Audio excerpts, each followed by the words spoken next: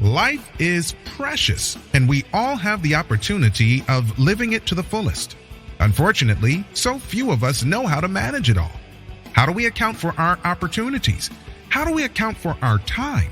How do we account for our relationships, health, spirituality, homes, finances, influence, and careers?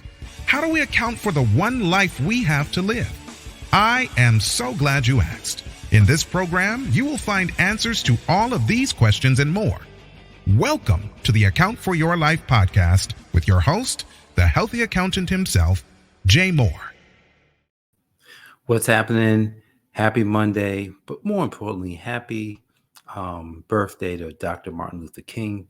Today is the 15th of January, and this is 2024, the birthday or the celebrated birthday of Dr. Martin Luther King. So what an awesome and incredible day it is, because a great man once stood and a great man did some amazing things. So today, what are we talking about? We're in Proverbs chapter 15, and today we're talking about why plans fail. I was in Proverbs chapter 15, and I found the word correction multiple times. 1, 2, 3, 4, I think it's like 5, 6 times in the NIV.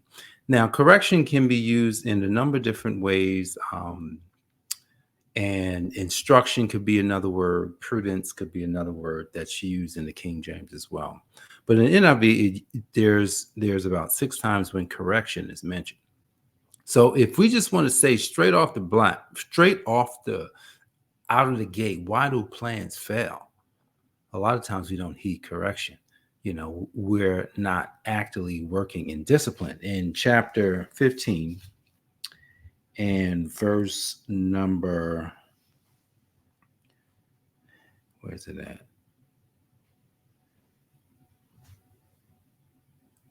Oh, verse number 5, it says, a fool spurns a parent's discipline, but whoever heeds correction shows prudence. So it's already introducing the fact that a lot of times, look, I don't know about you, but I messed up when I was a kid. I did all kinds of stuff when I was a kid. I'm talking about parents said do one thing, I did another.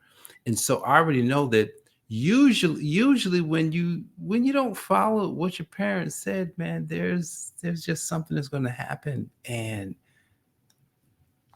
it just leads into later on in life. And so my absolute favorite verse in this chapter is verse number 22. Favorite verse. I have a list of verses. I have one favorite verse in every chapter. And this is my favorite verse in chapter 15. Plans fail for lack of counsel, but with many advisors, they succeed. I remember when I chose my 12 advisors. That's a lot of advisors. Yes, I chose 12 advisors. This was some years ago. I think I'd already had a couple coaches. Didn't really have any mentors. But I had a couple coaches, but I said, I'm going to get some mentors. And I said, but man, if I had to pay these guys, I don't have the money. And so I said, man, and that's when I started buying books like crazy. I buying Tony Robbins and everybody, Napoleon Hill, anybody, Grant Cardone, like anybody that had a book. I started buying their books and reading their stuff, listen to their videos. And I don't remember all the 12. Jim Rohn was top of the list, man, because Jim Rohn was like, he was the one. You think he was the one Tony Robbins learned from? Jim Rohn is at the top because it's almost like he was right next to, Napoleon Hill. You got Napoleon Hill. You got Bob Proctor. These guys just giants in the personal development space. I wrote these names down, and I wrote a characteristic. I wrote a characteristic from each and every one. I said, you know what? And I wish I had, like I've got notebooks, and I know that the notebook is somewhere around here with all this stuff in it. And so I wrote these characteristics. I had these note cards that I put the characteristics on. I used to read the note cards every day. And then, one day you just start living. Now, here's the thing. It says plans fail for lack of counsel. but with many advisors, they succeed. I can't wait till tomorrow when we go into chapter 16. But today, if we're going to succeed in 2022, if we're going to make sure our plans don't fail, we're going to need people in our life that are somewhat ahead. We're going to need people in our life that can help us where we are weak. And what does that mean? It's like, yo, there's so much information available for us today. I mean, I was on the phone with my good friend Jamie Pottinger. Shout out to Jamie. Just this morning, we were talking. We're accountability partners. Been that way for a few years. And Jamie was telling me about a friend of his. And I was just like, yo, he was telling me how his friend back when they were in college, the friends just basically said what was going to happen in his life and his move towards it, throughout his life and this major success. And I'm sitting there, I'm just like, man, what if I was not connected to Jamie? See, because now I can use the story of somebody else who I don't even know. But because I'm connected to Jamie getting some accountability, I can use that man's story of how whatever he said, he took it serious. See, and one of the things that I think he told Jamie is that he says, look, you're going to say some things that people will not. People may not believe you. People may not agree with you. People may laugh at you. People that you love may say to yourself, say to you, you crazy. What are you doing? Why are you doing that? That's not going to happen. And he says, when that happens, you got to keep going towards it. He says, the moment that you allow a belief in that does not pull you and take you to where your words says you would go, like it's a double whammy. You lose even bigger. So as I thought about that today, as I was preparing for this podcast, I said, why do plans fail? Well, a couple of reasons. Lack of counsel. That's one reason. That's what that's what's here in Proverbs. The other reason why plans fail is that we think other people have to validate our plans in order for them to be plans. I'm going to say that again. We think other people have to validate our plans in order for them to be plans. That's deep. Why do plans fail? Well, we say things that we're not fully convicted of. Oh, this is hitting me. Think about this. If I'm not convicted, I just recently heard somebody say this too, or say something around this topic, how as long as you are convicted, it doesn't matter what success you've had, because the conviction is what's going to drive you.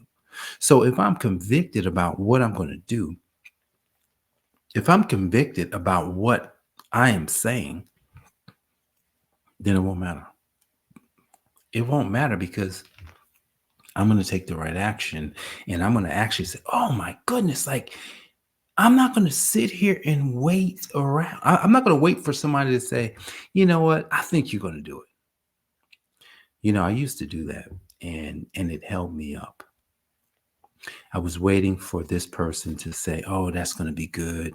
I was waiting for this person to say they would do it with me. I was waiting for this person to say, man, let's go together. I waited for this person and that person and that person and this person and this person until one day you wake up and say, wow, that wasn't their dream, or that wasn't what God told them.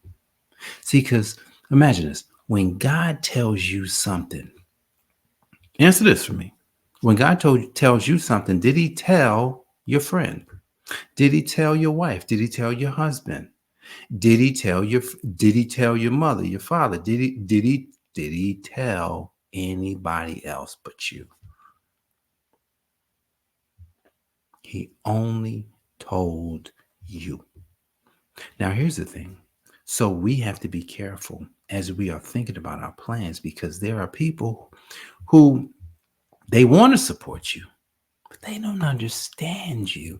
They don't understand what you were talking about. You're talking about doing what?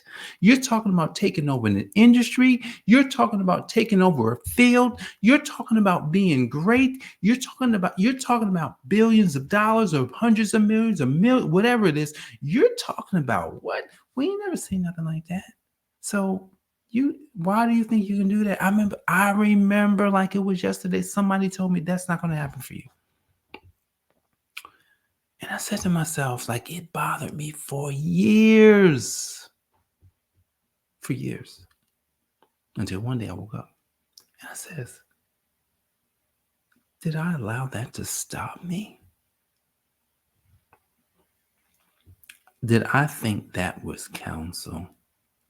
Is that the counsel that I listened to that I held off on my own dreams? So if we're thinking about why our plans would fail.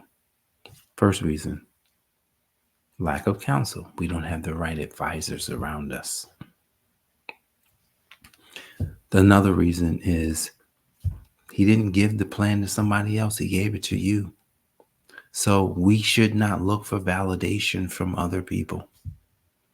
It's nice if somebody else would say, yo, let's go together. Oh, man, I'm rooting for you. That's nice. But what if it doesn't happen? Are you going to say no to God? Or you're just going to say, you know what? I guess it's not time. I guess maybe it's not my time. I know so many kingdom people who are waiting on the sidelines, hoping and wishing and praying that God is it's almost like he's going to open the floodgates and say, okay, well, now it's time. What I'm discovering, that's not how God operates. You get the idea. You get the thought. If you believe it's a kingdom thought, you got to go. It doesn't matter. Oh, I don't have the experience. It doesn't matter. We got to just go. Here's the thing. That's why at that point, you're looking for an advisor who can support you. You're looking for an advisor that you can look up to. You're looking for an advisor who has wisdom. You're looking for an advisor who has what you need to get there. And for the people who don't have the money, I was that guy. I went and bought, I was buying books every single week. I was reading books. And look, I don't really like reading. Me neither. But you know what helped me? I wanted it. I wanted it. And so I said, how can I read faster? And then all of a sudden the program came up and I learned how to read faster. How can I get it even faster? I can download the book on Audible and listen to it at double speed. How do I do it? Man, I can take notes from the book while listening to it, or take notes from the videos while watching them. Because I don't want God's plans to fail in me. I don't want that to happen. What I want to happen at the end is that whatever I had to do, I did it. And I left plenty of work behind.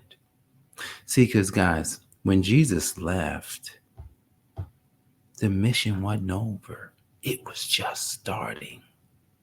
So when you have a vision, I can't wait to day 29. When you have a vision, for your life, for your business, for your family, for whatever you have a vision for. When you have a vision, there has to be something. There has to be plenty left over, because if we finalize everything before we leave, then the vision is going to die. Why would we allow that to happen? So look, a couple things we want to take away today. First thing we want to take away is that we're going to have to discipline ourselves when it comes to the plans that God gives us. The discipline that we have to have is the fact that, yes, we're not going to know the whole way. Yes, we're not going to understand the whole plan. Yes, we're probably going to have to get better at some things. Here's the thing, though. You got enough to get started. Secondly, we got to have people mentors, advisors, folks that have information, knowledge, wisdom that we need to get to the next level and to get to where it is we have to go. And lastly, we got to have coaches. Coaches and mentors are different because a coach brings out the best in you. A mentor gives you the best. So a mentor just kind of gives you the way, wherein a coach brings it all out of you. The coach brings in like a framework or something that you can then add to your arsenal that allows you to develop in a new way. Just think about all the greats. Tiger Woods, one of the greatest, arguably greatest golfer of all time, had a coach. He's got a hitting coach. He's got somebody that's helping him hit. But yet, he's the one that's winning all the championships. Still got somebody helping him with his stroke. What? That's amazing. Yeah, because a coach can see what you can't see. So those are three things. We need a coach, we need mentors, and we've got to be disciplined. Because that discipline to follow the plan is what's going to get us there. Because without discipline, the correction, it's nothing like the correction that comes. Because correction is going to come. Like anytime we go away from discipline, there's going to be some correction. So why do plans fail? A couple of reasons. No coach, no advisor, lack discipline. Guys, it's 2024. We've seen enough. We've been there. We've done that. Why would we now, with all this information, all this wisdom available to us, not actually do the things we got to do? So we don't got no more excuses. And so we've got the word of God. We got the word of God that we can use as a blueprint. All of us, I'm talking about just everybody has one of these books. And it's got all the cheat codes in it. So go check out the cheat code in Proverbs 15. Got a lot of good stuff in there. Be here tomorrow because tomorrow's going to be a big day in some of the things that we get into. But lastly, before I let you go, a couple things. If you're watching on Facebook, make sure you subscribe to the channel on YouTube, The Healthy Accountant. Also, if you are on YouTube and you're watching this, you've already subscribed, go to the Facebook page, because on Facebook, we're running a push-up challenge this month, but more than likely it's going to go the rest of the year. And I'm personally doing 500 push-ups a day. You can do anywhere from 10, starting at 10 push-ups a day. Hashtag push-up, hashtag 500 push-ups a day, or 10, 15, 20, 100, whatever you got to do. I've got a video on my Facebook page, Jay Moore, soon to be J Fifth Moore, because I'm going to get verified and I'm going to need to change my name to my real name.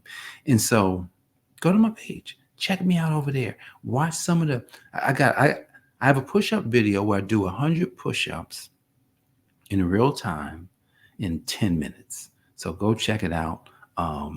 Just so that you can kind of get your mind right and get inspired, because that's why I'm here to encourage, here to inspire, and here to help you to account for your life. Guys, I appreciate you, love you, and I will see you on the next episode. Peace. Thanks for joining us, listening friends.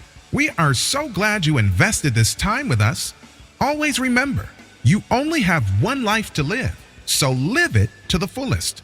This has been the Account for Your Life podcast with your host, the healthy accountant himself, Jay Moore. Until next time, make it a great day.